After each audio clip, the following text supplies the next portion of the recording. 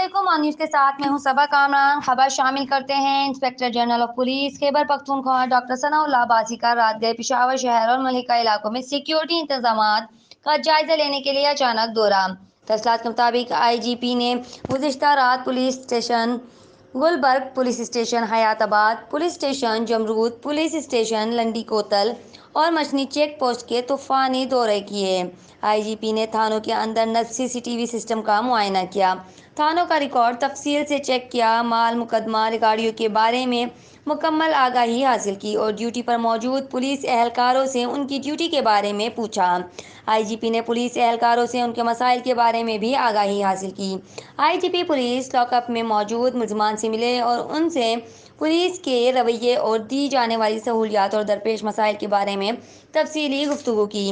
یہاں یہ امر قابل ذکر ہے کہ صوبے کی تاریخ میں پہلی بار کسی پولیس سربراہ نے رات گئے پولیس تھانوں اور شہر کی سیکیورٹی چیک کرنے کے لیے دورہ کیا۔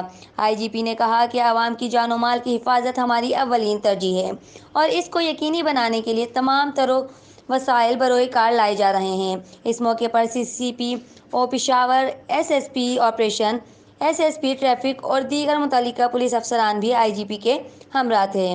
رپورٹ کر رہے ہیں کرائم رپورٹر اختر وڑائچ آن نیوز پشاور۔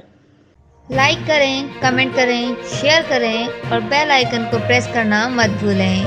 دیکھتے رہیے آن نیوز۔